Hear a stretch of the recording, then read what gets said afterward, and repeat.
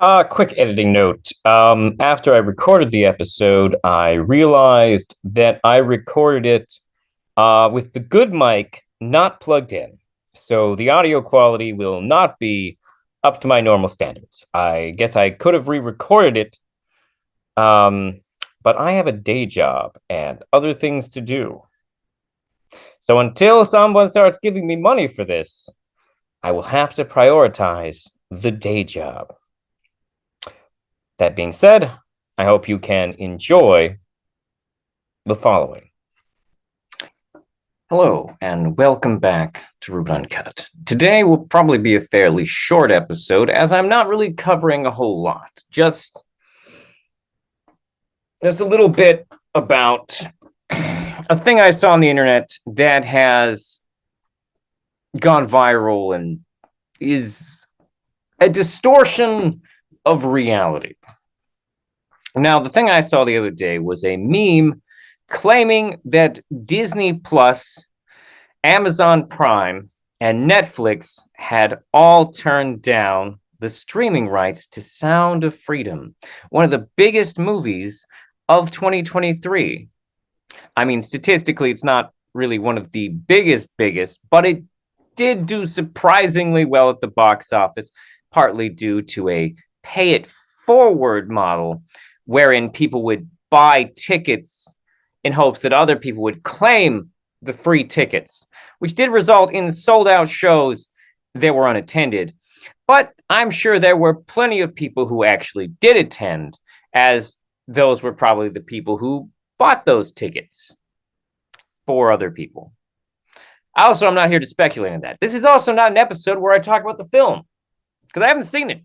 I did watch a pretty centrist video that discussed the parts of it that were questionable and the parts of it that were accurate. The whole third act, by the way, totally made up. Just so you're aware, made up for Hollywood-style ending.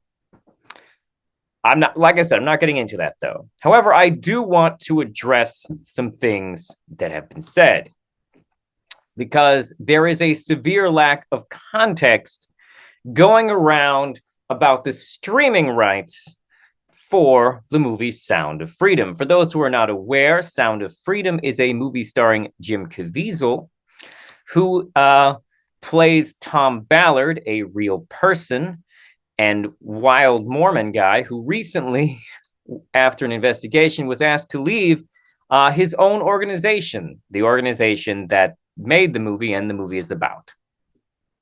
I don't know what that investigation was about. It was never made public, but the FBI was involved. No one was arrested, but at the end, he was asked to leave. Don't know what that means. Could mean a lot of things, but that's not relevant to what we're here to talk about today, because what we're here to talk about today is something that a lot of people who post on Facebook are allergic to: context. Now, the first thing that we can easily debunk right out the gate is that the first meme I saw said that Disney Plus had turned down the streaming rights. This is one of the bigger distortions that I've seen in the facts of the case, because Disney Plus didn't launch until well after. The movie itself was completed in 2018, which, if you're not aware, was before Disney Plus existed. So yeah. Now, Disney Plus could have gotten the rights this time, and we'll come back to that. However, it is worth noting that one thing is true. Disney at one point did own the rights for the distribution of the film. How did that happen? Well, you see, the film was finished in 2018 under Fox Studios, and then Disney bought Fox Studios. Disney then had to go through a lot of content. And they went through a lot of the content with what could be described as similar to how Discovery went through HBO. And by that, I mean with a machete. Chopping things, canceling almost any project that wasn't finished, and then taking all the projects that were finished and trickling them out to the media because, well, they're owned by Disney now. So now it's not cool for Fox completed projects to, compete with Disney completed projects, meaning that there was a gigantic slowdown on the release of said films. And this affected a number of films from Fox. In fact, there are probably a lot of films on the shelves right now that were written off for tax reasons. We don't know what those movies are, but they almost definitely exist. Now, on top of this complication, the rights were technically moved to the Central American distribution part of Disney, and the Central American distributor of Disney, possibly due to the fact the way the film sort of portrays Central America, passed on distributing the film in Central America, so it is technically true that Disney did pass on distributing the film, although it was specifically the Central American distributor who passed on it. Disney themselves was not super aware of the film in and of itself, according to Disney, although Disney does confirm that their Latin American people did turn down the film. Now, realizing that the film wasn't really going anywhere, and it should be noted that it was made by a Latin American director, Central American director, is it? I'm not going to get caught up in the specifics there. You all know what I'm talking about. The point is the director was from that area, and the film was intended for release in that area. I'm sure Fox would have released it in other places as well if it had done well. However, like we said, Disney bought Fox, and this sort of put a strain on every Fox property that wasn't, checks notes, Avatar. Yes, every Fox film except Avatar was pretty much not in a good place. Now, the meme and a few of the texts, including one from a tweet from a gentleman named Matt Wallace, who is obsessed with pedogate, as he calls it, or pedowood. He's really pushing the Hollywood is full of pedophiles concept, which, in fairness, there's definitely predators in Hollywood. Now, is there a giant cabal of child molesters in Hollywood? We have literally no evidence to suggest that. We don't know how far the pedophilia in Hollywood goes. We don't know the specific names of these people. We do know that, what's his name? One of the Coreys, Corey Feldman? I don't know. I've seen like 2 movies with these gentlemen in them. One of them is dead, and one of them is mad at pedophiles. That's all I know. However, even the one who is doing the supposed expose writing about it has named very few of the people that, quote unquote, molested him. One of the few ones he pointed directly to was Charlie Sheen, who is not super popular in Hollywood and is more connected to straight-to-video B movies and that movie about how 9/11 was an inside job. Also doing cocaine and having AIDS. That seems like a low blow. Should I have mentioned the AIDS? Oh, and he said anti-Semitic stuff about Chuck Lorre, which is a low blow, Charlie. There's a lot of things we can make fun of Chuck Lorre about without going into, anti-Semitism. After all, he has produced decades of bland, mediocre sitcoms. Doesn't seem necessary to get weirdly anti-Semitic with it. But of course, you are Charlie Sheen. The most embarrassing of the Sheens. It's surprising you're not the Sheen that changed their name. Where was I? I'm sorry. Got sidetracked making fun of Charlie Sheen. You know how it is. But anyways, so the other claim on this meme that I saw, as well as the tweet by Matt Wallace, is that the streaming rights for the film were turned down by Amazon and Netflix.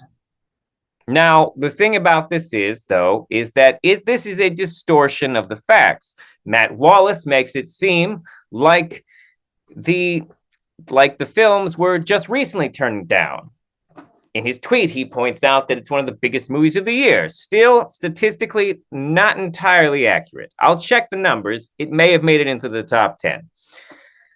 But it grossed nowhere near, say, something like Barbie or the Super Mario Brothers movies, which both broke $1 billion. Also didn't get close to Oppenheimer. Just pointing it out.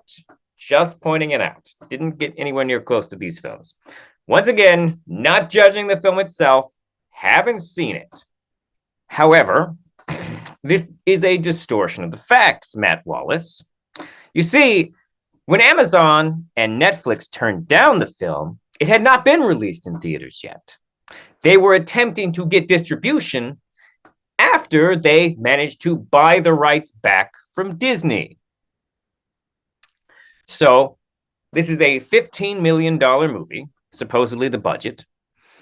So they then started marketing it to Amazon Prime and Netflix. Now, it needs to be noted that anyone can put a movie on Amazon Prime, but not anyone will get money from Amazon Prime to put a movie on Amazon Prime.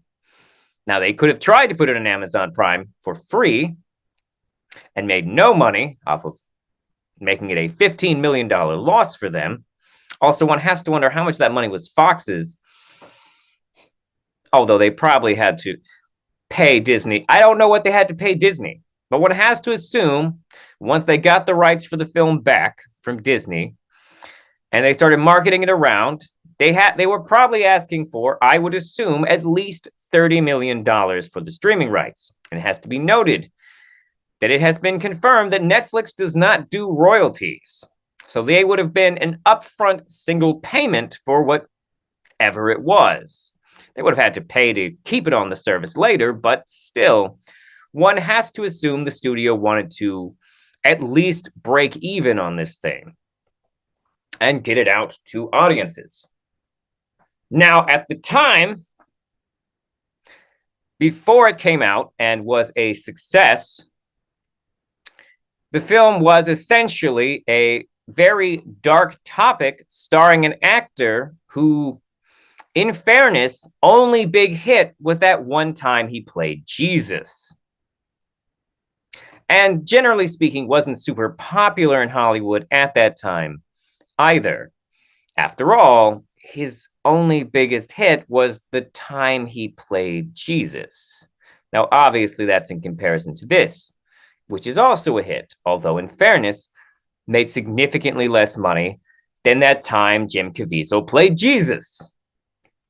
The fact that Netflix and Amazon Prime wouldn't want to give them millions of dollars to stream this movie, an untested film starring an actor who's kind of famous, isn't terribly surprising or weird. Now, you can say it's suspicious, but a lot of things are fucking suspicious.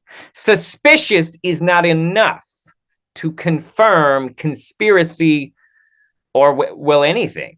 Suspicion is just not enough. That's called paranoia. If you don't have evidence to back up things, it's just called being paranoid. Why did I choose the beach background? I don't fucking know. But the point is that this is just propaganda at this point to push narratives. We don't have actual evidence of these things. What we have is a distortion of context. Now, you might say, well, Ruben, why isn't this streaming now? Sure, these studios didn't want the film when it was an untested property that was probably would have come out too early to even catch on to the major fears of pedophile rings that shot it to the top of the box office. And that's fair. After all, Netflix used to have 9/11 truth movies on it. It's not unusual for them to have weird shit. Okay? However, that's a good question. Why isn't it streaming on these major streaming studios? Allow me to share the answer with you. Well, the answer is because Sound of Freedom is exclusively streaming on its own distributor's website, Angel Studios. Now, Angel Studios is a free streaming service for Christian content. Although, if you want to watch Sound of Freedom on Angel Studios websites, you will have to pay $20 a month to join the quote-unquote guild to watch the film. That's why it's not streaming anywhere else, because its own distributor is trying to use it to market their website and streaming service. Makes sense? Does it? Okay, because that's what's fucking happening. Here it is on their site, angel.com. Guild Early Access, Sound of Freedom, join to watch. Let's see what happens when I click on this. Be part of making stories that amplify light and get exclusive streaming access to hit movies and shows. See what happens if I click join the guild. Yep, there it goes. Contribute directly to Guild Perks, $175 value. This is the monthly. Contribute directly to help build stories that amplify light. Early preview and voting on torches. No idea what that means. Participate in refining projects and development. Basically, they want you to be a... This is like GoFundMe shit. Theatrical perks. 2 free tickets to After Death. No, thank you. 2 free tickets to The Shift. No idea what that is. 2 free tickets to Cabrini. No idea what that is. 2 free tickets to David. That could be intriguing. 2 free tickets to every future Angel Studio theatrical release. Streaming perks. Early access to His Only Son. Early access to Sound of Freedom. Early access to Dry Bar Comedy Special.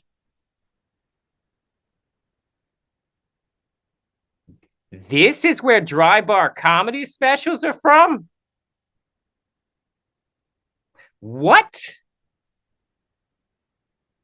Early access to Tuttle Twins. That sounds familiar. Early access to The Riot and the Dance. No idea. Early access to Wing Feather Saga. Additional perks. Receive digital collectibles to your favorite shows. 20% off all Angel merchandise. Monthly payment, $20.